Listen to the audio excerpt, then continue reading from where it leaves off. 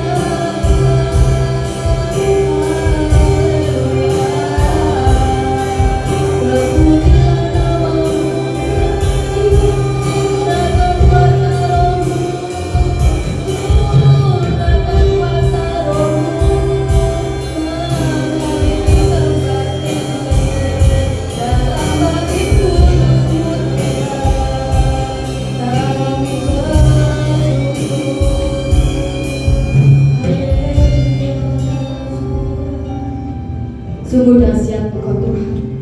Kami bangga memiliki Engkau Tuhan. Engkau Allah kami yang luar biasa.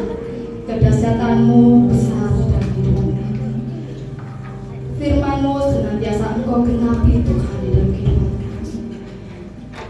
Saat ini Tuhan kami mau sore-sore memuji Engkau, karena Engkau Allah kami yang layak dipuji, Allah kami yang layak dimuliakan. Mari Tuhan menyerahkan ibadah kami dari awal hingga sampai akhir. Bila kuasa Roh Kudus-Mu Tuhan yang mengalir memenuhi setiap kami di depan ini, tidak ada yang terlewat satupun. Di dalam nama Yesus kami bersyukur.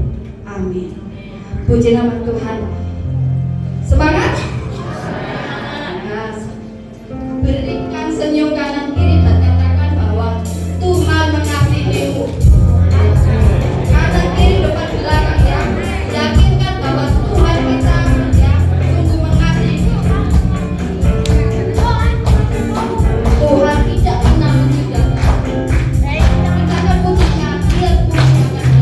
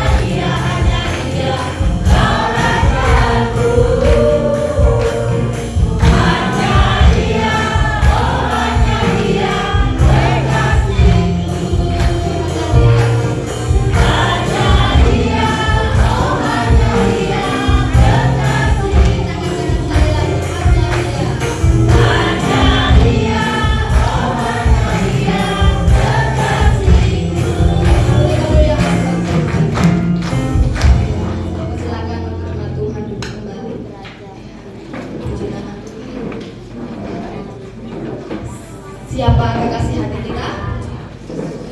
Tuhan Yesus. Biarlah Tuhan Yesus saja yang senantiasa menjadi kekasih hati kita. Yang kita akan memberikan persembahan yang bertugas mempersiapkan. Ada saudari Bella dan Kak Ella. Ya, sebelumnya kita akan sambut lagi. Bapa di dalam surga, kami bersyukur buat pagi hari yang indah ini Tuhan. Kau sudah memberkati kami kekuatan sehingga kami boleh ada di tempat ini untuk kami boleh memuji dan memuliakan nama-Mu Bapa. Kami juga bersyukur untuk berkat yang sudah Kau berikan kepada kami Tuhan, sehingga saat ini Tuhan kami boleh memberikan setiap berkat yang Kau percayakan kepada kami untuk kami persembahkan untuk pekerjaan Tuhan di tempat ini. Biarlah segala persembahan yang kami persembahkan boleh mempermuliakan nama Tuhan. Biarlah kami boleh mempersembahkan dengan sepenuh hati kami Tuhan, sehingga setiap persembahan boleh berguna bagi kemuliaan nama Tuhan. Terpuji nama-Mu Tuhan, kami mengucap syukur dan berdoa. Haleluya. Amin. Kita akan pujikan Allah sanggup. Apa yang tak pernah dilakukan, tidak pernah didengar. Itulah Tuhan akan menunjukkan hasilnya.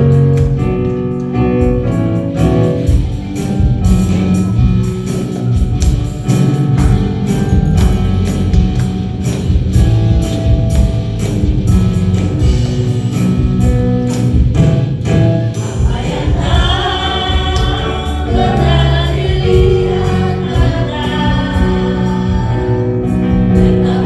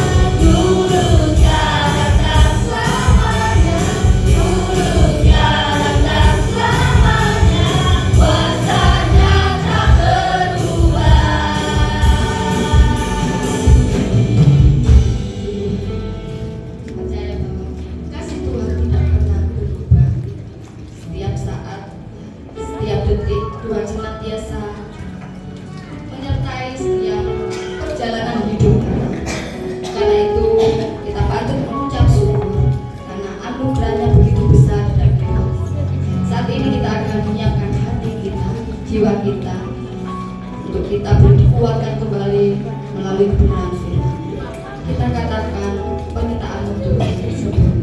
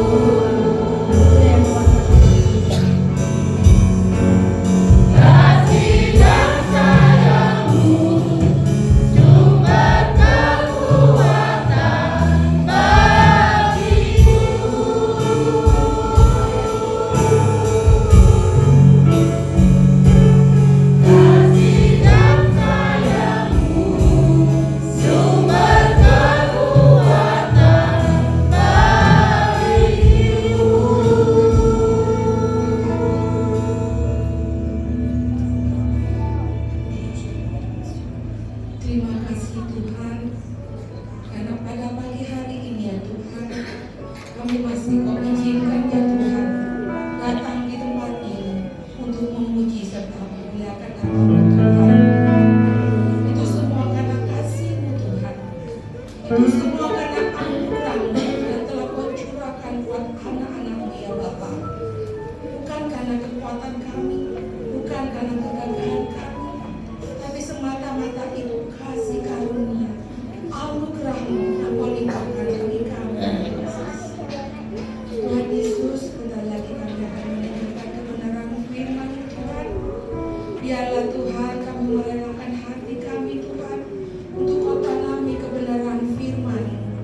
Biarlah hati kami menerima kebenaran firman-Mu, boleh dengan lapang hati terbuka untuk setiap kebenaran firman-Mu yang menegur kami, yang memperingatkan kami, yang memberi penghiburan dan kekuatan bagi kami ya Bapa. Biarlah kami konsentrasi penuh untuk kebenaran firman-Mu. Kiranya Kau berkati hamba-Mu Tuhan yang Kau pakai untuk menyatakan kebenaran firman-Mu. Biarlah hikmat marifat yang daripada Tuhan turun atasnya ya Tuhan. Biarlah setiap apapun yang disampaikan sungguh-sungguh menyampaikan isi hati-Mu Tuhan. Terima kasih Tuhan. Kami alaskan doa kami pada pagi hari ini dan kami siap untuk mendengarkan kebenaran firman. Di dalam nama Tuhan kami Yesus Kristus kami mengucap syukur dan berdoa. Haleluya. Amin. Saya silakan.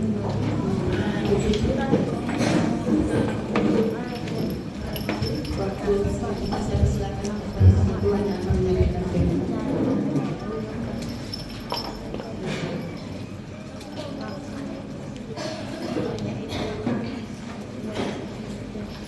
Halo. Selamat pagi Bapak Ibu Tuhan. Saya bersyukur kepada Tuhan, juga berterima kasih ya pada Gembala ya ini kesempatan kepada saya berbagi kepada Tuhan. Mungkin sepintas kalau ada yang baru mengenal saya, maka saya mau perkenalkan diri terlebih dahulu. Nama saya Giwari. Saya tinggal atau beralamat di Gereja Kasar di Bandung. Saya sebenarnya mengenal dengan jemaat di sini itu berdasarkan zamannya almarhum ya, baik Pak Yusuf maupun Yusuf. Jadi 15 tahun yang lalu saya juga sering ada di sini ya, berada untuk melayani.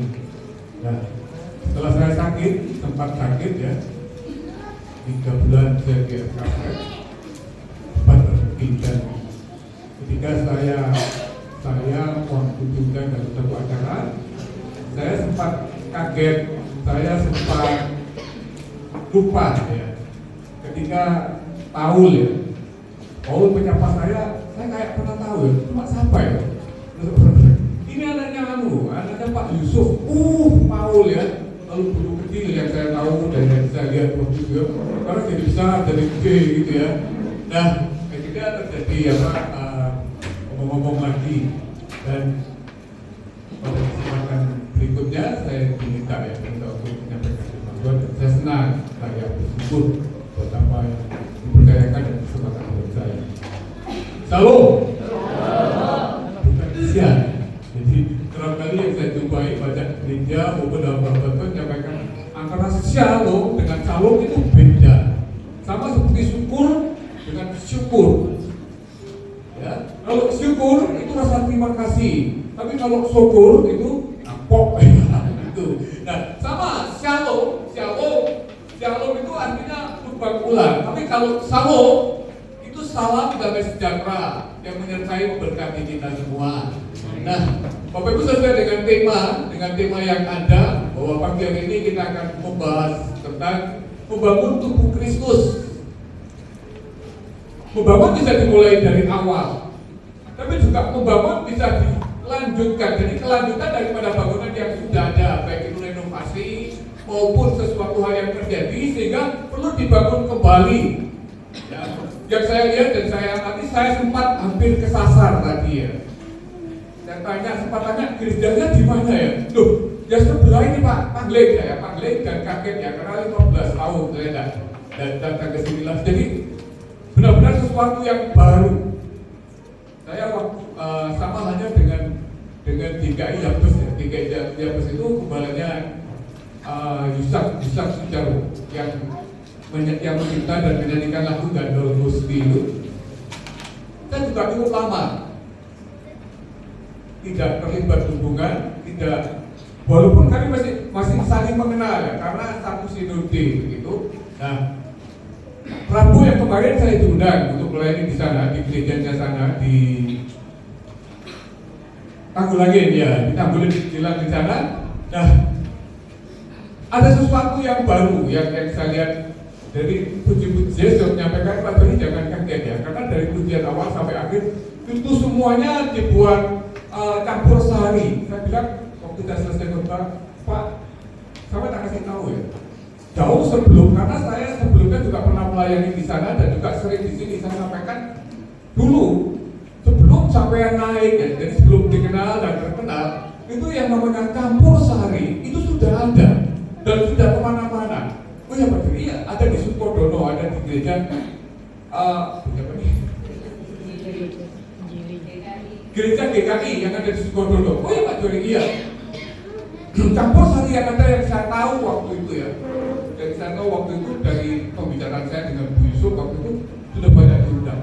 Nah, entah kenapa kemudian yang saya lihat dari sekarang ada ya musiknya ganti bahasa Eropa ya. Jadi mungkin sesuai dengan levelnya. Jadi itu yang saya amati. Kalau dulu di sini paling terkenal campur sarinya ya. Nah, setelah itu bergeser ya, sesuatu ada satu perkembangan. Nah, saya sampaikan kepada Pak Yusuf, apakah masih ada? Kan belum tahu persis. Tentunya masih ada gerejanya ya. Cuman musiknya, iramanya masih seperti yang dulu sampai saya undang. Ini Pak D-nya anak-anak ini saya undang secara khusus karena Pak D dan Bu D-nya anak-anak saya ini beliau paling suka campur sari. Pak Munar, Bu Munar, ayo pelok saya. Nah, beliau pecinta campur sari, baik campur sari yang asli maupun campur sari yang rohani. Tinggal di Bukit Permata ini saya jemput, saya ajak, ayo kita ibadah. Di sana kita temukan saudara-saudara, di sana kita temukan kasih dan sayangnya yang luar biasa yang dari Tuhan. Nah, pagi ini saya ingin menyampaikan sesuatu yang berhubungan dengan soal membangun. Temanya membangun tubuh Kristus. Nah, sesuatu yang akan dibangun atau membangun sesuatu itu menurut perhitungan estimasi ya para pemborong ataupun orang-orang yang bergerak di sipil itu jauh lebih mahal dengan bangunan yang sudah ada, dengan bangunan yang sudah tidak dibongkar daripada diawali dari mula-mula. Maksudnya dimulai dari awal, dari sesuatu yang tidak ada untuk dibangun itu katanya perhitungannya jauh lebih murah dibanding dengan bangunan yang sudah ada. Estimasinya seperti itu. Nah, pembangunan tubuh Kristus itu akan terus terjadi dan berproses dalam setiap gereja. Pak Yusuf salah satu pendiri tubuh Kristus ya di Surabaya. Pak Yusuf, Pak Ubajarawan, Mas saya dan juga beberapa pembantu termasuk Daniel Alexander, dia adalah orang-orang tubuh Kristus yang ada di Surabaya. Nah, banyak sekali hamba-hamba Tuhan itu mengutip dari 1 Korintus pasal 12 ya. 1 Korintus pasal 12 mungkin bisa dilihat ya. 1 Korintus pasal 12 mulai ayat 12 ya. 1 Korintus pasal 12 ayat 12 sampai ayat 31. Ayat itu menganalogikan, ayat itu menggambarkan, ayat itu menuliskan ya bahwa tubuh Kristus itu harus dibangun. Nah, siapa kepalanya? Kepalanya Yesus Kristus. Nah, siapa bagian-bagian daripada organ-organ tubuh yang ada ini? Kita semua, setiap orang yang percaya kepada Tuhan itu punya bagian. Setiap orang-orang yang percaya kepada Yesus Kristus adalah bagian dari tubuh Kristus. Mau dibangun atau tidak itu bukan terserah Roh Kudus atau bukan terserah Tuhan, tapi kemauan kita. Jadi kalau kita tidak mau dibangun, walaupun Roh Kudus bilang Tuhan Yesus minta supaya pembangunan tubuh Kristus itu harus terjadi, tapi kalau kita tidak mau ya tidak jadi. Ingat bahwa Roh Kudus itu tidak pernah memaksakan. Roh Kudus itu tidak pernah sesuatu yang diharuskan. Enggak, kamu mau ya diikuti, kamu percaya dijalani, sesuatu yang terjadi akan terjadi luar biasa dan keajaiban akan datang ketika kita percaya dengan Roh Kudus. Nah, Digambarkan demikian, kaki tidak akan bisa dan tidak akan mampu berkata bahwa kaki itu lebih penting daripada tangan. Demikian juga sebaliknya, telinga tidak akan bisa ngomong menyampaikan dirinya saya ini lebih penting dari mata. Nah, semuanya penting di hadapan Tuhan, semuanya berproses, semuanya membentuk satu kesatuan. Jadi antara tangan dengan kaki, antara telinga dengan mata itu harus menjadi satu wujud nyata, manifestasi yang dinamakan tubuh Kristus. Apabila tubuh Kristus itu terbangun, apabila tubuh Kristus itu terjadi, ya, bila Roh Kudus ada di sini, bila Roh Kudus turut bekerja, ada satu pujian yang berkata demikian, ya, maka sesuatu yang mustahil, sesuatu yang sukar, sesuatu yang tidak mungkin akan terjadi. Dan bagi siapa saja orang yang percaya kepada Tuhan, ya, kalau menghormati, kalau menghargai Roh Kudus, maka bagi dirinya segala sesuatu itu mungkin. Nah, saya tidak akan membahas dari 1 Korintus pasal 12 karena itu sebuah analogi, bukan tidak penting, sangat penting. Tapi saya ingin menyampaikan hal yang praktis, hal yang sehubungan dengan tubuh Kristus ini. Mari dikatakan kalau saya berdoa itu Tuhan mendengar dan Dia mengabulkan. Tapi kalau Yesus yang berdoa, maka yang mengabulkan adalah kita. Loh, Yesus pernah berdoa? Pernah. Kalau saudara baca dalam Yohanes pasal 17, salah satu doa Yesus yang terkenal, ya Bapa, satukanlah mereka sama seperti aku dan engkau adalah satu. Siapapun kita, tidak peduli latar belakang kita, tidak peduli background kita, tidak peduli masa lalu kita, dan tidak perlu diketahui keberadaan kita. Yang penting kita punya kemauan, Bapak Ibu. Yang penting kita punya kemauan. Kalau kita punya kemauan, penyertaan yang sempurna itu akan memberikan kemampuan.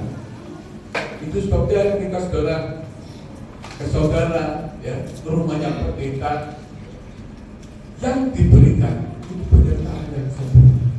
Kalau saudara yakini dan saudara percayai, penyertaan yang sempurna itu menyelesaikan segalanya.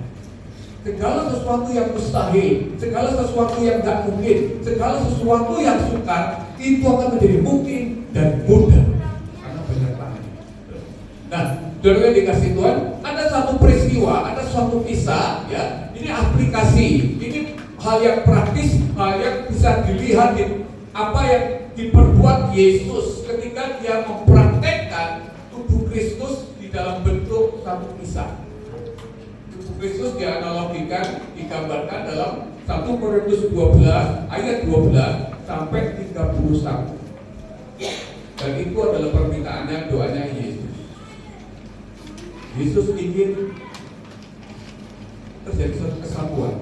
Yesus ingin terjadi satu kerinduan. Yesus ingin terjadi satu tujuan. Yesus ingin terjadi satu kesepakatan bersama. Saya percaya dan saya yakin, ya, kalau kita merindukan mujizat, kita merindukan perkara-perkara yang luar biasa di dalam rumah tangga kita, di dalam pekerjaan kita, di dalam komunitas kita, maka hal-hal ini sangat penting dan bukan hanya untuk diketahui, tapi mulai dipraktekkan. Dalam Markus pasal 2, Injil Markus pasal 2 ayat 1 sampai 5 kita akan baca bergantian.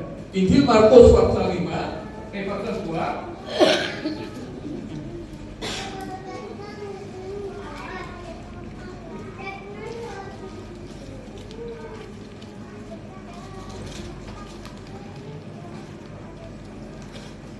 Injil Markus pasal 2 ayat 1 sampai 5. Saya akan bacakan ayat yang pertama, Bapak Ibu bersama ayat yang kedua, dan seterusnya sampai ayat 5. Dikatakan demikian.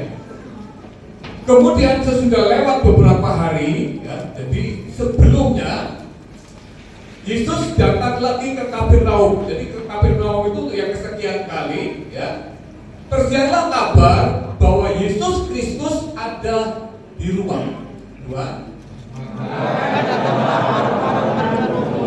Sehingga tidak ada lagi tempat, bahkan di rumah itu tinggal.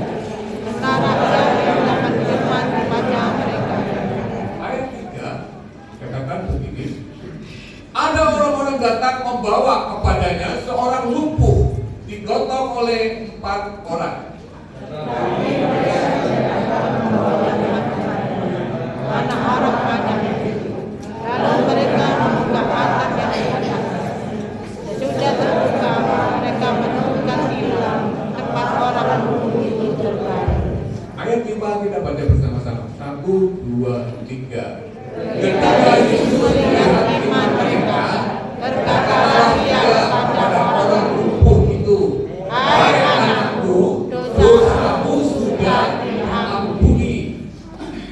Nah, kisah ini bukan satu inspirasi. Kisah ini benar-benar terjadi ketika Tuhan Yesus datang ke sebuah kota yang namanya Kapernaum, dan kedatangannya bukan yang pertama, kedatangannya yang kesekian kali. Setiap kali dia menyampaikan pengajaran, selalu banyak orang yang berkerumun ingin mendengar, ingin melihat, ingin merasakan bagaimana Yesus membuat satu mukjizat, bagaimana Yesus mengatakan sesuatu yang membuat hati yang gelisah bisa senang, yang membuat orang yang takut bisa menjadi berani.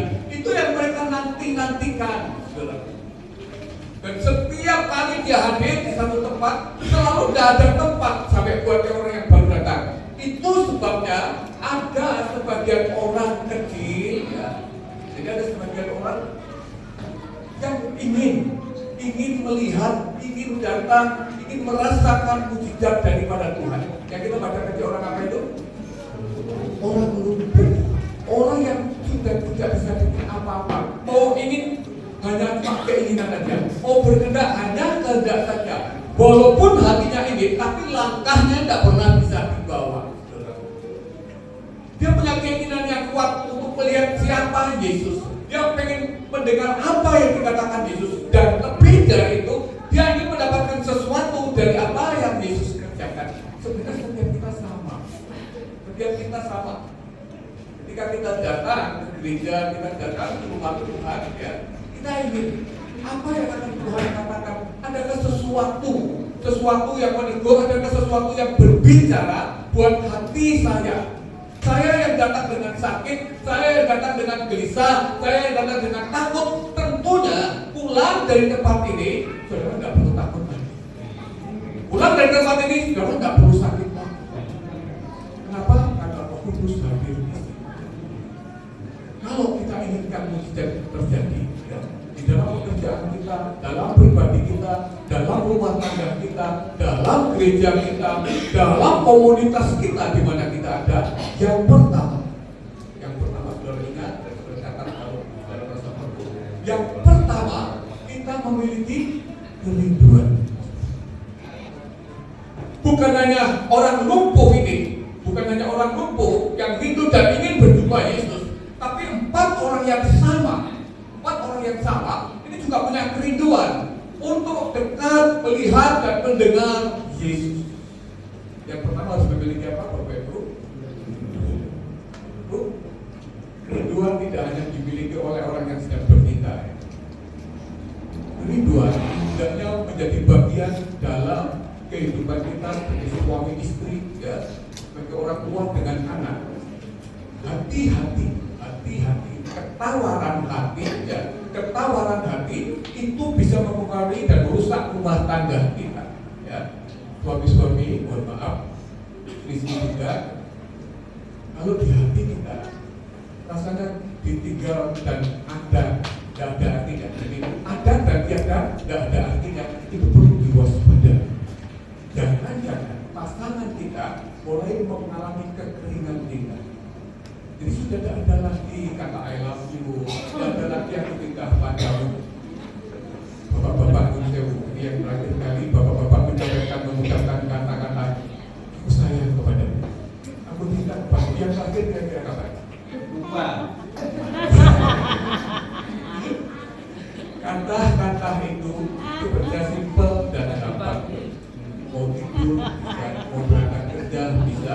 Cuma kadang-kadang lupa. Karena apa? Karena sudah menaun. Jadi, ya. Kalau kerinduan itu ya pelan tapi pasti. Kalau hilang itu sangat besar bahaya. Kerinduan itu perlu dipupuk, kerinduan itu terus ada. Ketika orang yang sedang jatuh cinta, ya, Yang ada ini apa? Satu keinginan untuk bertemu. Ada kerinduan yang sangat, ada kerinduan. Kadang-kadang nggak ada tema pun pengennya datang. Ini bagus dan ini baik. Ini yang namanya cinta mula-mula, dikatakan dalam kitab Wahyu. Dan cinta mula-mula ini gampang mendapatkannya, tapi sulit mempertahankannya. Seorang ibu yang cerita sama saya menyesal Pak menikah dengan suami saya. Lu kenapa? Dulu waktu pacaran Pak, apapun yang diminta, apapun yang saya inginkan, dia kasih. Tapi setelah sekian tahun berjalan, ya, walaupun kadang-kadang saya nggak minta pun dia kasih. Tapi setelah sekian tahun berjalan, ya, jangankan ngasih diminta pun dia bilang lupa. Apa bisa seperti itu? Karena cinta yang ada itu lupa dijaga dan dimelihara.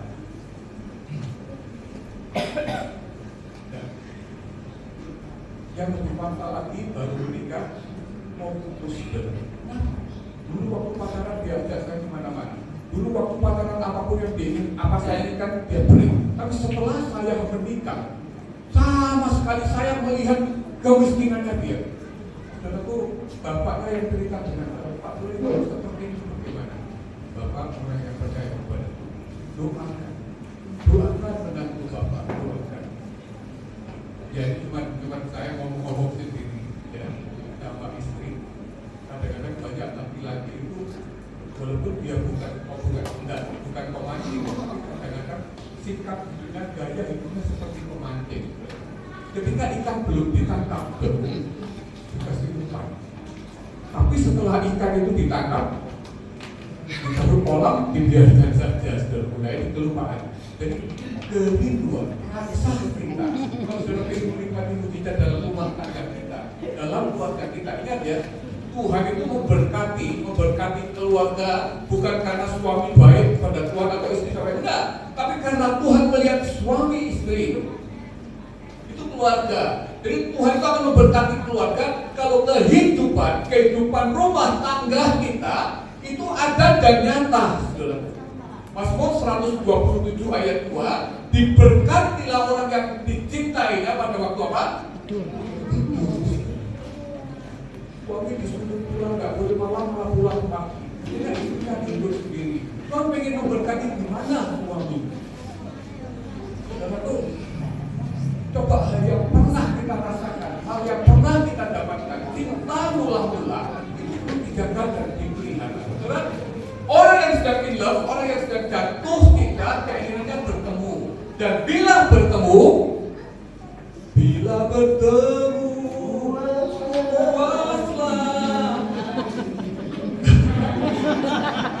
Tuhan, ya, masih apa semua, tapi ternyata gerejanya sudah tidak keluar lagi, gerejanya sudah direnovasi, sampai saya panggil tadi. Nah, ada kerinduan. Kalau kita pengenkan mujizat, yang pertama miliki kerinduan, yang kedua tidak cukup kerinduan, saudaraku. 4 orang itu berkeinginan untuk membawa yang lumpuh ini di depan Yesus. Yang pertama kerinduan, yang kedua kesepakatan. Catat ya, kerinduan, kesepakatan itu mesti ada. Kesepakatan itu komitmen, satu janji yang harus kita mau kita bawa kemana? Mau kita bawa kemana? Jangan dinyanyikan ya. Mau dibawa nanti. Firman nyanyi, jangan. Nah, mau dibawa kemana ini? Beri kesepakatan kita ke utara. Karena Yesus ada di sana. Baik. 4 orang itu bawa kepada Yesus. Yang pertama kerinduan, yang ketiga kesepakatan, yang ketiga selain ada kesepakatan, ternyata ada kendala. Nggak bisa kita lakukan. Kenapa? Karena Yesus dikitari banyak orang. Yang ketiga, selain ada kesepakatan, ya. Matius 18 ayat 20, ya. 2-3 orang bersepakat minta apa saja Tuhan beri, ya.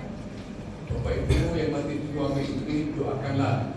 Kita malam hari atau pagi hari doa bersama-sama. Kalau yang sudah mandi sendiri, baik janda maupun muda, bisa bekerja sama dengan Roh Kudus. Minta yang sepakat. Saudara-saudara yang baru menikah, ya, dan belum akan sendiri diberikan buah pernikahan, mintalah secara bersamaan. Tidak bisa kau minta sendiri-sendiri. Jadi kalau minta didoakan suami istri. Ini pengalaman saya. Ketika di daerah belakang Mandailing itu ada satu gereja, mereka minta loh, suaminya mana? Minta didoakan. Mungkin dia itu dengar ya, sebenarnya bukan saya, bukan karena saya yang mendoakan, tapi karena iman percayanya ya. Iman percayanya waktu menikah satu panggilan tangan ya. Ada orang anaknya cucunya hamba Tuhan diberkati, bukan hanya materi dan tidak sekali, tapi 2 kandunganmu. Dan beberapa bulan kemudian dia tidak sampai setengah tahun orang ini hamil. Dan cuma ketika saya melayani di satu gereja di Dirian dilayani oleh gembala ini, saya diminta, Pak, bisa nggak doakan? Ya, sewu. Kok hanya istri? Mestinya suami istri, karena pernikahan itu tidak sendiri. Kalau sendiri namanya home alone. Nah, suami istri, jadi berdua. Didoakan berapa kali pun tidak terjadi apa-apa. Kalau suamimu tidak percaya, walaupun kamu percaya, agak sulit. Kamu perlu doa dan puasa, buatkan suamimu punya kerinduan yang sama. Karena kalau tidak ada kesepakatan, itu besar bahayanya. Suami istri sama-sama ingin punya anak, itu baik ya, bagi buah pernikahan. Tetapi menjadi salah dan menjadi keliru besar kalau suami yang diminta anak pertama harus perempuan. Suami, istri anak pertama harus laki-laki. Buat kabulkan yang mana? Keluar laki-laki ini lambe. Nah, namanya siapa? Nur. Siapa? Nur. Baru kelihatan kalau namanya Nurpin.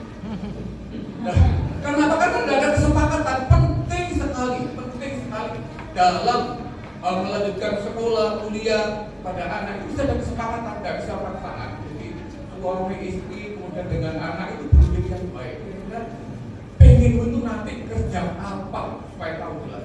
Oh saya pengen kerjanya itu jalan-jalan tapi dibayar. Oh iya, benar ini kesaksian seorang hamba Tuhan, kemenangan saya, dia melayani di Semarang. Saya minggu yang lalu, saya melayani di sana. Pak Lik, dia panggil saya Pak Lik, dia doa saya buat anaknya yang baru lulus itu. Sebelum masuk SMA, saya tanya dulu, kamu inginnya nanti kerja apa dan jadi apa? Anaknya ini dia ngomong perempuan, aku kepingin kerja yang bisa ke sana kemari, bisa bepergian dan dibayar. Terus akhirnya mereka berdoa, terus ketemu satu sekolahan yang namanya SMK Pariwisata. Dan setelah sekolah karena dia pintar langsung bekerja dan ditempatkan di hubungan internasional. Sesuatu yang luar biasa. Kenapa? Karena ada kesepakatan. Nah, 4 pengusung ini ada kesepakatan mereka untuk bertemu Yesus. Itu berhenti sampai di situ. Tapi tidak bisa masuk ke dalam Yesus karena ada lingkaran orang-orang kuat yang ada di sana. Apa yang terjadi? Ya, dikisahkan ini. Mereka selain ada kesepakatan, mereka kerja keras. Orang lumpuh ini harus sampai di depan Yesus. Orang lumpuh itu harus sampai di sini. Caranya bagaimana? Mereka naik genteng dan mereka jebol atap itu. Intinya supaya orang yang lumpuh ini bisa sampai di depan Yesus. Kadang-kadang selain kerinduan kesepakatan harus ada kerja keras. Tidak bisa. Apa itu? Lek wayai itu, lek waktunya nggak bisa. Kadang-kadang kita itu bukan nunggu bola, tapi harus jemput bola. Ada orang dari Matius 7 ayat 7 itu cuma mengetuk, tapi nggak mau mencari. Salahnya di situ. Ketuklah itu pintu akan dibukakan. Carilah, maka kamu akan mendapat. Ada yang cuma minta saja. Kalau aku minta pasti Tuhan beri, betul. Tapi ada yang lain yang harus kamu kerjakan. Selain kamu minta, kamu mengetuk. Selain kamu mengetuk, kamu mencari. Kadang seperti itu. Mujizat bisa terjadi dengan banyak cara. Kadang-kadang Tuhan izinkan kita supaya kita itu juga ada usaha. Saya pelayanan di Kandangan di daerah Paris sana. Dan selesai khotbah saya bilang ke orang bapak, Pak, saya minta tolong, doakan saya. Dan kenapa Pak? kan, saya sakit paru-paru. Saya diam sebentar, ngapain sakit paru-paru? Saya tanya, Pak Nur Sewu, jenengan tasik keses nopo derek, mau nopo boten? Masih, Pak. Bapak masih merokok apa enggak? Masih. Kalau tidak seperti ini, gimana usaha dan kerja Bapak? Saya bilang, tidak bisa, Pak. Tidak bisa. Kalau Bapak pengen disembuhkan dari paru-paru, langkah yang utama itu berhenti merokok, Pak. Kalau berhenti merokok itu bukan sesuatu yang mudah. Betul, Mas. Tapi sesuatu yang tidak mudah itu bukan berarti tidak bisa dilakukan, tidak bisa dilaksanakan. Saya mulai SD kelas 5 itu sudah merokok. Saya tinggal di Pandigiling, Surabaya. Jadi di sana itu berkumpulnya Molimo. Dan di sana saya dipanggil. Saya seperti yang dulu pernah saya ceritakan, ibu saya itu Madura, bapak saya kerja. Bagaimana Tuhan memanggil dengan caranya yang luar biasa. Saya paling suka melempari gereja. Saya paling suka ganggu jemaat Tuhan.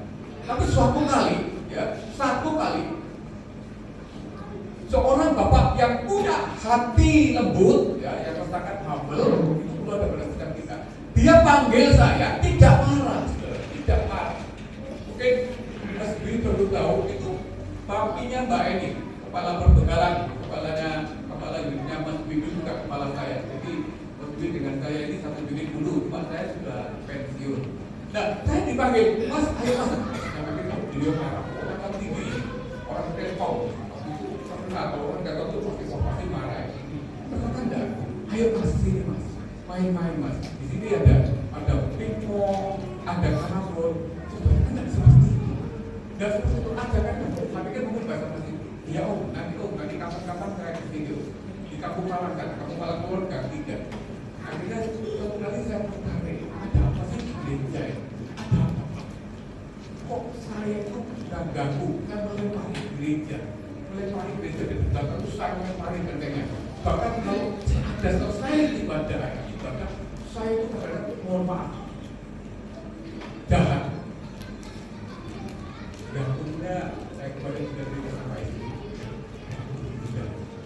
Dan aku waktu masih muda, mungkin karena aku banyak tertekan dalam hidupku. Aku ini bukan orang miskin. Jadi itu yang membuat aku orang kiri. Kamu di bawah miskin. Sering dihina, sering diinjak-injak, sering diperlakukan dan adil. Di situ bangkit untuk marah, bukan bangkit untuk menyerah.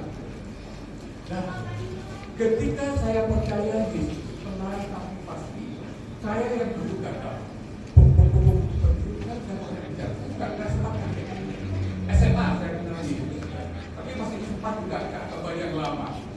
Kemudian sarungnya dijual sama bule saya, akhirnya masuk ke Kristen, karena Kristen tidak pakai sarung. Tapi seperti itulah caranya Tuhan yang luar biasa. Gagap saya mulai hilang. Ya. Saya mulai punya keberanian menatap. Jadi kalau saya dulu tidak berani, menatap orang itu tidak berani. Saya begini, saya dijuluki MC sama keluarga saya. Saya 7 orang laki-laki tua, saya anak nomor 6. Jadi mungkin saya hampir nggak bisa gizi. Saya minder komplek lagi. Jadi paling nggak bisa lihat tatapan gini. Kalau jalan lebih banyak menunduk, itu yang terjadi pada saya. Tapi ketika saya percaya ini, pelan tapi pasti sedikit demi sedikit diperbarui, sedikit demi sedikit diperbaiki. Termasuk dalam banyak hal yang lainnya. Mohon maaf, saya tidak berpikir pakas. Termasuk dalam hal materi. Saya benar-benar ngomong enak, tak beli. Pengen apapun tak beli. Akhirnya sampai perut saya ini khususnya itu pecah. Karena terlalu banyak minuman yang suplemen, ada banyak makanan yang seharusnya tidak saya makan dan tidak saya konsumsi ya. Itu saya lakukan. Itu 15 tahun yang lalu tepatnya. 12 tahun yang lalu 3 bulan saya di kasket. Kapan kamu kali berjaga jaga. Saudaraku yang dikasih Tuhan, yang ketiga itu ada kerja keras sampai orang lumpuh itu bisa sampai di depan Yesus. Jadi kalau sudah pengen menikmati Tuhan, kadang-kadang itu butuh usaha. Tidak bisa cuma komplain dan tuding saja. Kalau nama Yesus, mobil itu jadi milikku. Apa doamu sudah memadai untuk komplain? dikatakan dalam Lukas 18, ya, bisa dikatakan Lukas 18 ayat yang pertama. Lukas 18 ayat yang pertama itu berbunyi seperti ini. Tuhan Yesus mengajarkan kepada orang-orang yang dikasih, para muridnya, untuk berdoa dengan cara bertalu-talu, terus-terusan. Minta hari ini gagal, minta lagi, minta hari ini gagal, terus dengan permohonan seorang janda yang minta perkaranya diadili dan perkaranya dibela. Itu datang sekali, datang berulang kali.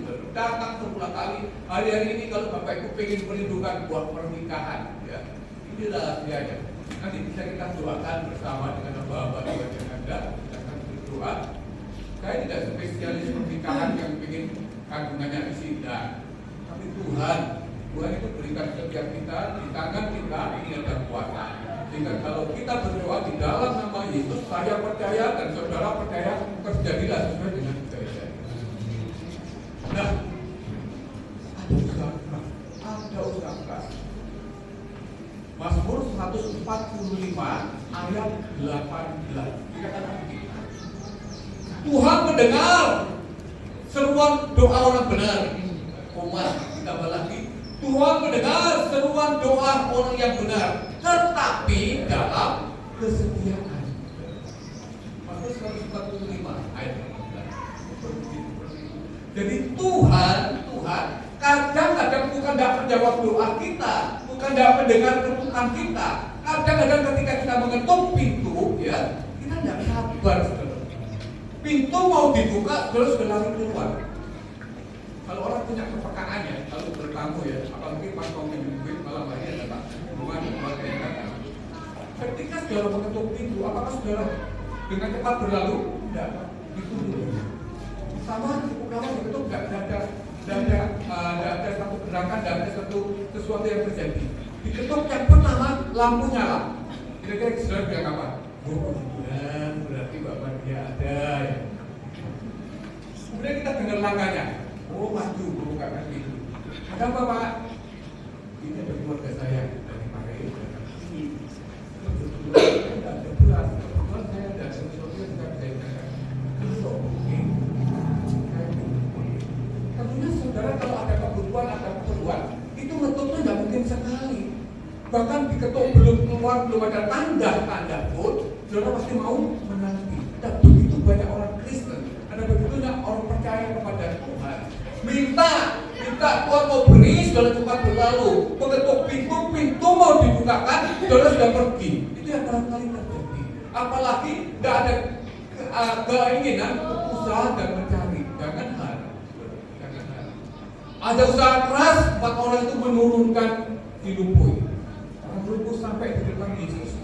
Ayat 5.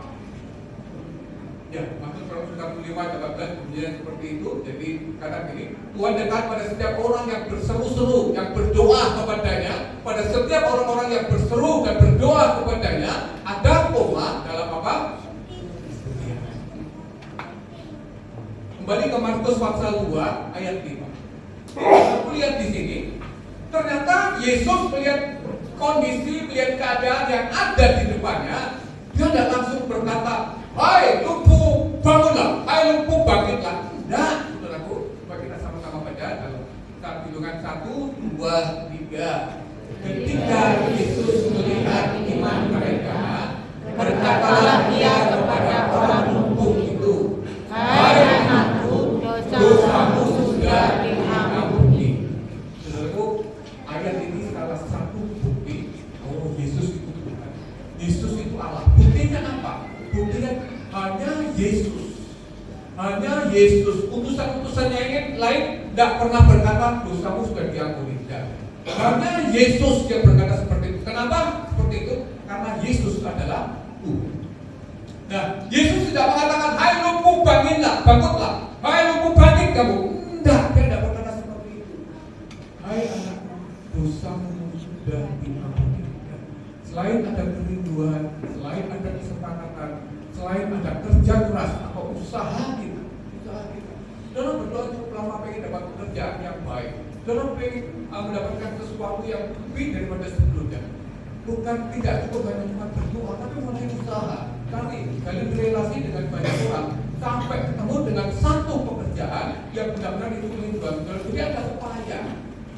menurutku.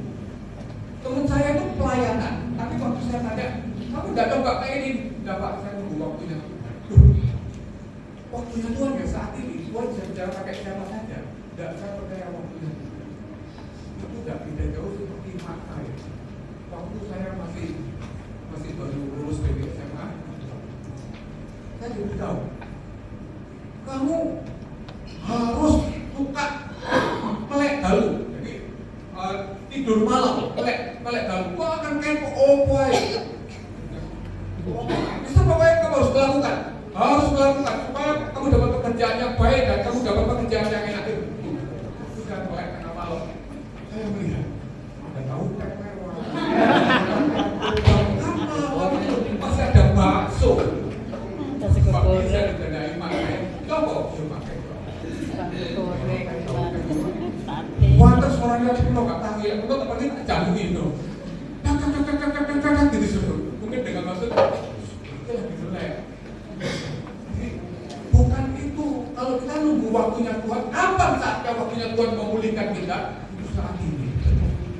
Gereja ini dimulai dari siapa? Dari kita. Kalau kita pengen mujizat, menikmati mujizat, yang harus memulai adalah kita. Bukan orang-orang yang tidak bersama dengan kita, tapi kita. Kapan mulainya? Sekarang ini waktunya. Jangan pernah menunda-nunda. Hanya iblis yang suka menunda-nunda. Kapan kedatangan Tuhan? Oh nanti, kapan-kapan dan lain sebagainya. Tuhan bisa datang secara pribadi, Tuhan bisa datang secara berkelompok, dan Tuhan bisa datang seketika. Bukan bagaimana caranya, tapi yang saya tahu sebagai orang percaya kepada Tuhan harus siap. Inilah kedatangan Tuhan. Nah, Yesus tidak berkata, hai orang lumpuh kamu bangun, hai orang lumpuh kamu bangkit. Tidak. Hai anakku, dosamu sudah diampuni. Yang keempat, kalau sudah pengen mati tidak. Intinya di hati ini yang punya kemauan, bukan kemampuan, yang punya kemauan untuk melepaskan pengampunan. Ini gampang diucapkan, tapi berat untuk dilakukan. Pak, bayangkan, saya dituding depan orang begini-begini, Pak. Sakit hati. Sakit, Pak. Dan segampang itu, Bapak suruh melepaskan, suruh berikan pengampunan. Sesuatu yang sulit, tidak bisa dikerjakan.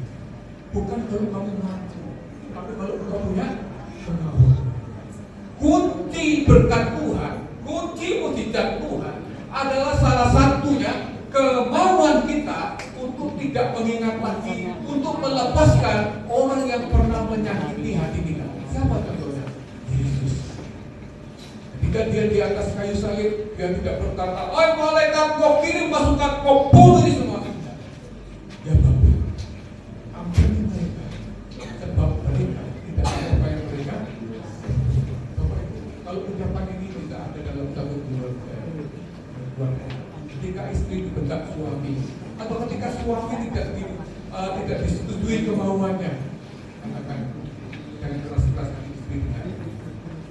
Ya Bapak, ampunilah istri ini, dia tidak tahu apa yang dia berbuat, tak perlu seperti itu, tidak keras-keras. Seperti itu ya. Saya ingat ketika saya sekolah Alkitab itu, teman saya kehabisan odol, ya. Dia berdoa, Tuhan kirimlah odol. Tetangganya juga jadi kasih odol. Odolnya berdoa, odol ini. Nah, itu doa cukup dalam lagi. Tuhan, aku percaya yang dilakukan semua ini keluarga. Aku percaya Tuhan saatnya dia akan mengerti cinta mula-mulanya kepada bayangkan dia dapat saya dia nampak dan saya lihat dan mungkin juga suami saya tahu pada penjual bakso ya, yang pakai baju tapi tidak ada lengan, yang punya bibir tapi merah sekali. Suami saya bilang saya baksonya berapa? Itu saya sakit ya, dengan sakit.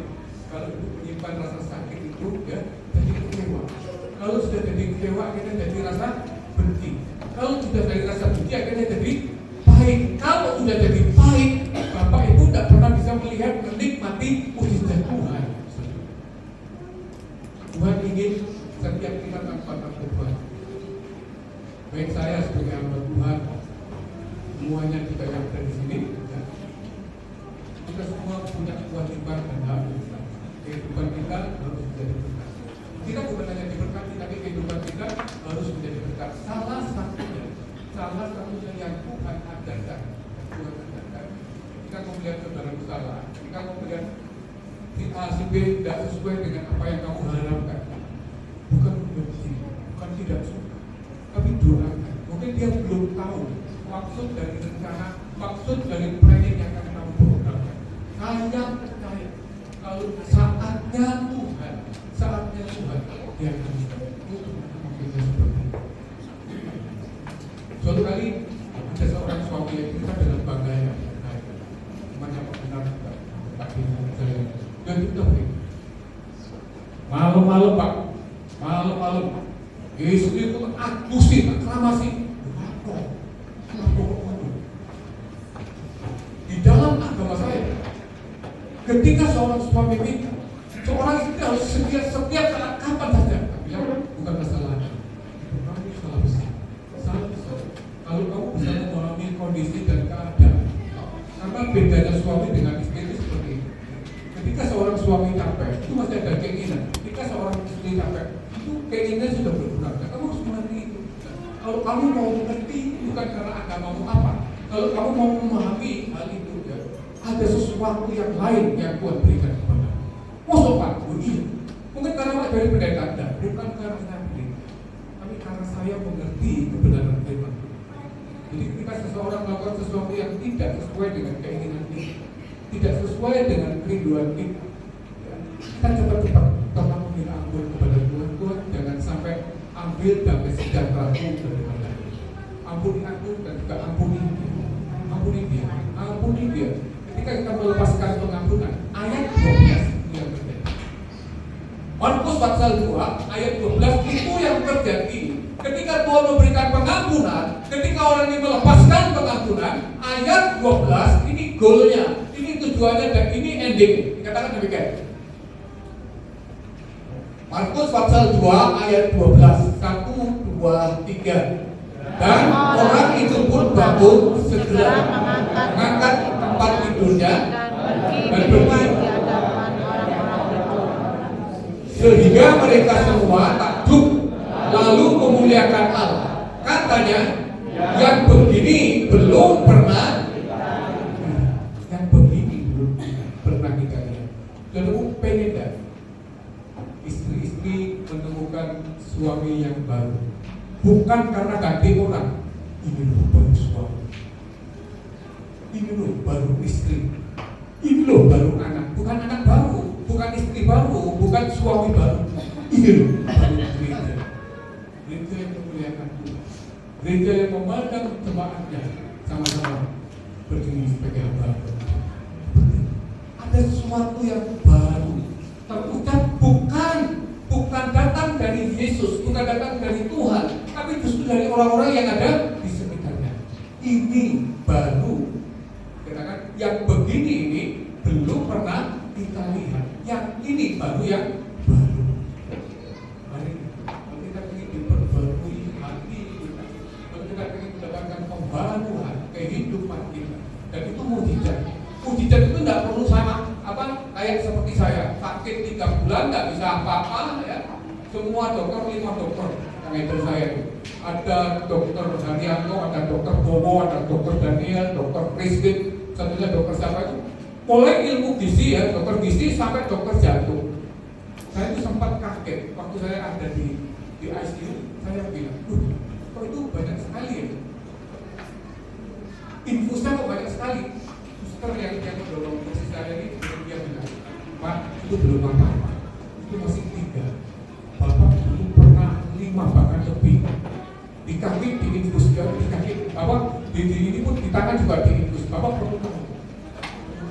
Yang ada di mulut Bapak itu bukan cuma 1 serat, tapi 2. Ada sonde, ada ventilator, dan 3 kali Bapak membuang semuanya. 3 kali lampu merah di ICU itu, sudah kelip-kelip, tinggal nunggu pip kali lahir. Karena pulang, bukan karena baik, bukan karena saya baik, bukan karena saya baik. Seperti yang saya katakan tadi, saya itu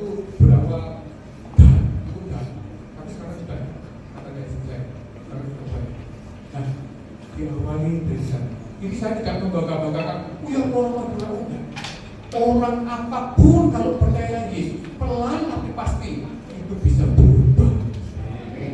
Seperti apapun, bukan karena di gereja mana, di gereja manapun. Kalau kita percaya Roh, mujizat bisa terjadi. Pagi ini, saya kasih Tuhan, saya bukan berdemonstrasi enggak. Kalau Bapak benar, ya, ada sesuatu yang butuh dan perlu dituangkan, ya. Yakini dengan sungguh-sungguh Roh Kudus ada bersama dengan kita. Roh Kudus hadir di sini. Sesuatu yang mustahil menjadi mungkin, sesuatu yang sukar itu menjadi mudah karena dia ada di sini. Ini kita akan nyanyikan pujian ini 2 kali. Nanti saya undang kalau ada di antara Bapak Ibu yang pengen ya berdoa dengan saya. Roh Kudus hadir di sini.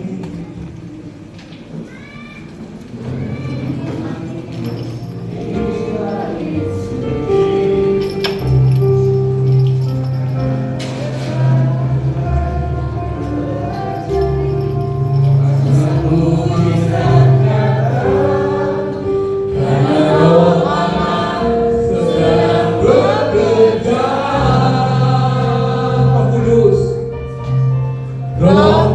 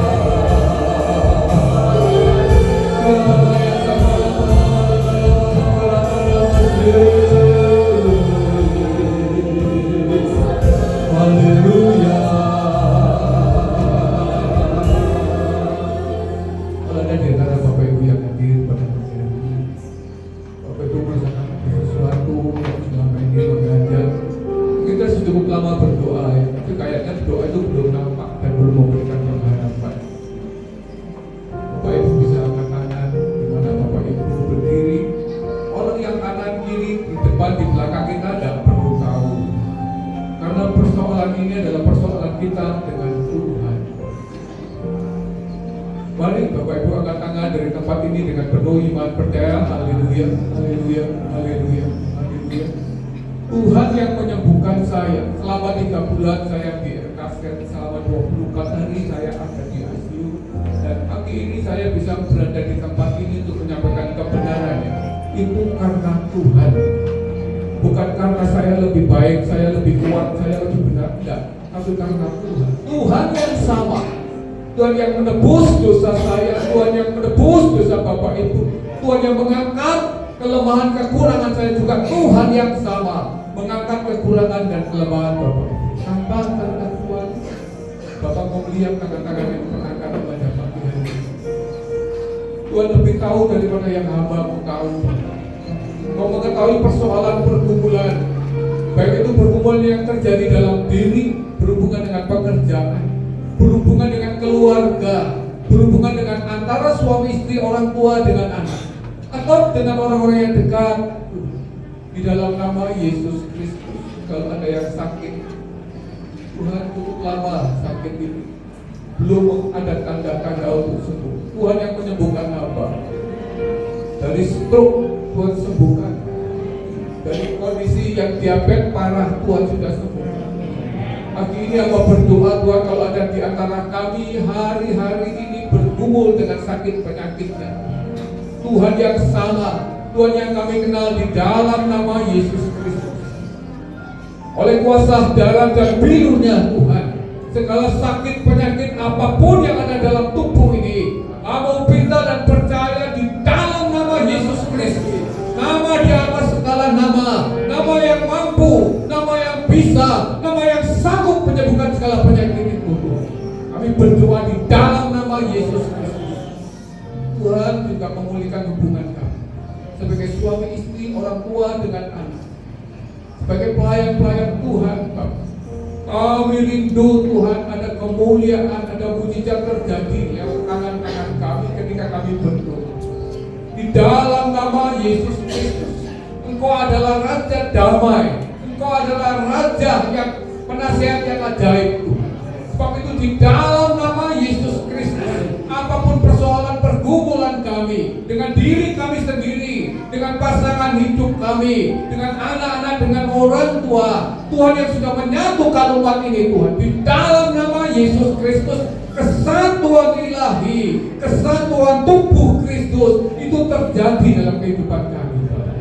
Kami mau antara suami dengan istri dengan anak-anak itu menjadi satu kesatuan yang memuliakan Tuhan. Kami mau Tuhan antara jemaatku dengan pelayan-pelayan Tuhan yang ada, antara jemaatku dengan gembala, antara jemaatku dengan jemaatku yang ada di tempat ini Tuhan, ada kesatuan yang kuat.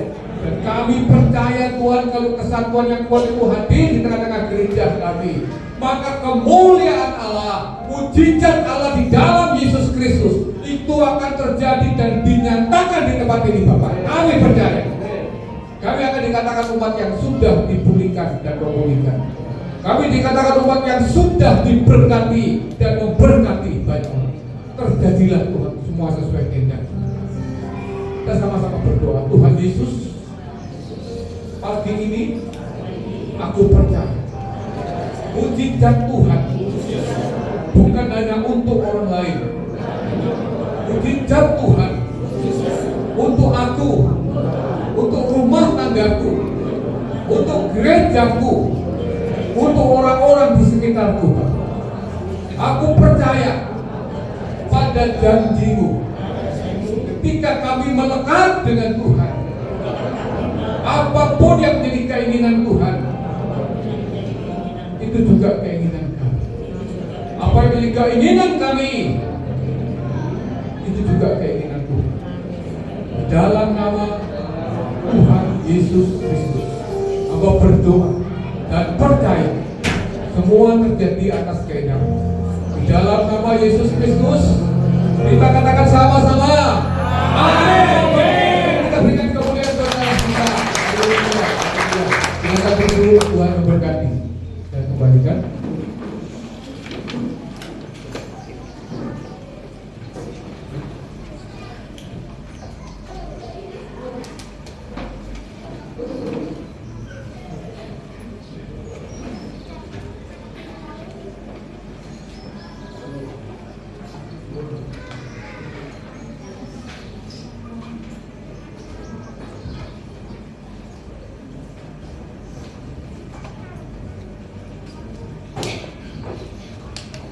Puji Tuhan, Bapak Ibu sudah diberkati hari ini. Amin. Ya, terima kasih saya menyampaikan kepada dari kita Ibu serta dengan Bapak Ibu yang melayani kami.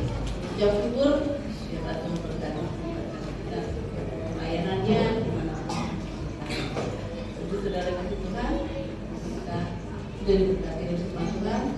Saat ini kita akan juga memberkati melalui persembahan diakonia, karena apapun yang kita persembahkan dan Tuhan sendiri yang memberkati. Mari kita berdoa. Bapak dalam surga, saya bersyukur kalau Tuhan sudah berkati kami melalui pujian, melalui firman, membuat kami semakin yakin akan iman kami kepadamu. Jika kami melakukan kepadamu, dan mujizat Tuhan nyata. Dan saat ini kalau Tuhan sudah berkati kami, dalam kita belajar memberkati orang-orang yang membutuhkan pertolongan melalui kehidupan kami, melalui persembahan kami dan kelola kemuliaan nama-Mu. Terima kasih Tuhan Yesus, dalam kami berikan terus kami. Dalam nama-Mu kami berdoa dan bersyukur. Amin. Yang tugas kita akan pujikan lagi pujian. Oh, ada request karena ini lagu Gandol Gusti Mari. Kita berdiri jadi udah aja, soalnya persembahan.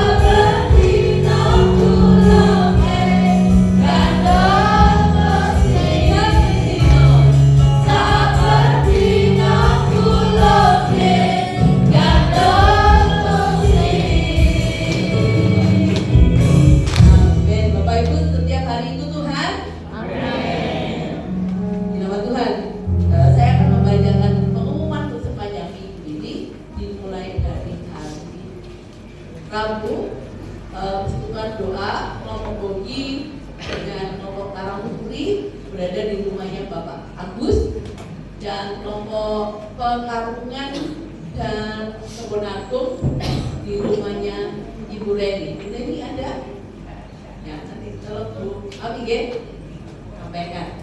Terima kasih untuk kesediaannya. Kemudian hari Jumat ada latihan BL dan musik jam 7, kemudian dilanjutkan dengan ibadah pujian penyembahan jam 8. Kemudian hari Sabtu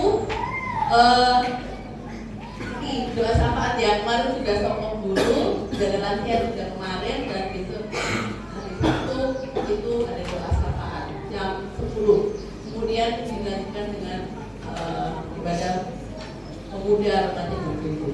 Dan hari Minggu kita akan kembali lagi ke tempat ini pada raya jam 8 malam pukul 9.30. Yang bertugas minggu depan tanggal 16 November kita akan dilayani oleh PMI dengan Ibu Retno dan Ibu Lena, tingginya dari Fani, kemudian Kolektor 1 Kutesa dan Indonesia, yang kedua Ibu Mami dan Ibu Tuta. Ya. Untuk menerima tamu keluarga Bapak Gatot hari ini sudah hadir dan bersama dengan Bu Lena, Bapak Lena dan Bapak ya.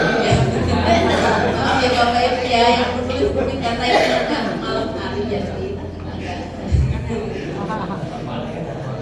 bukan Bapak Lena, Bapak Lena.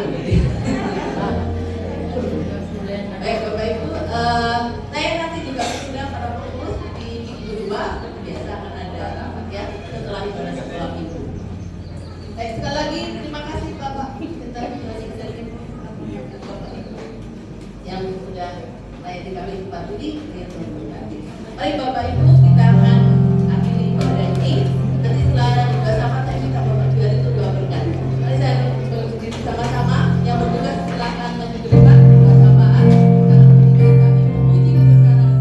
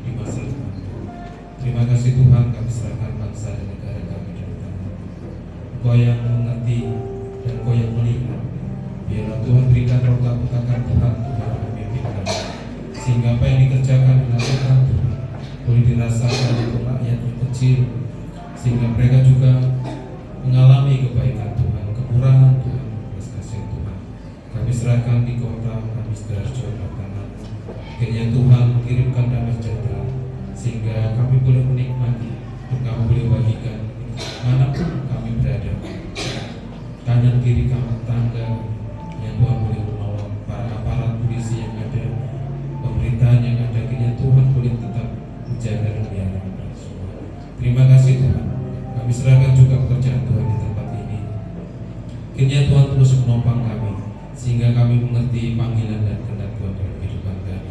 Kami serahkan juga rapat pengurus untuk acara Natal, kiranya Tuhan juga boleh memberkati kesiapan dana yang dibutuhkan, apa yang diperlukan Tuhan, kiranya Tuhan boleh terus mengawali kami, memimpin kami. Kalau Tuhan boleh menolong, maka Tuhan juga akan memberikan yang terbaik untuk setiap kami. Terima kasih Tuhan, kami bersyukur untuk segala kebaikan dan kemurahan Tuhan pada hari ini. Kami serahkan semua doa ini di dalam nama Tuhan Yesus Kristus yang sudah memberkati kami. Bapak dan Ibu sekalian, mohon bila Tuhan menyempurnakan baik pujian persembahan kebenaran firman Tuhan. Bila sudah kami akan kembali tempat kami masing-masing, hamba-Mu mohon berkat dari tempat yang maha tinggi mengurapi tempat ini, mengurapi setiap mengurapi setiap mereka yang sudah ambil bagian di dalamnya. Demikian juga untuk setiap jemaat Tuhan, atau dengan penuh iman percaya hamba-Mu mengangkat tangan memohon dengan penuh iman percaya, biarlah damai sejahtera Tuhan itu menyertai memberkati kami semua. Pada saat kami masuk, pada saat kami keluar, pada saat kami di dalam rumah, pada saat kami beraktivitas, ada damai sejahtera yang menyertai kami, ada berkat-berkat Tuhan yang melimpah dalam hidup kami. Bapak Ibu dikasih Tuhan, pulanglah dalam damai sejahteranya, kasih-Nya dan kemurahan-Nya, kasih daripada Bapa surgawi, persekutuan dalam Yesus Kristus dan Roh Kudus itu boleh menyertai memberkati kita semua. Mulai pagi hari ini sampai Maranatha Tuhan datang. Tuhan menyertai dan Tuhan memberkati kita semua. Sepakat kita katakan sama-sama dan kita terima dalam nama Yesus Kristus.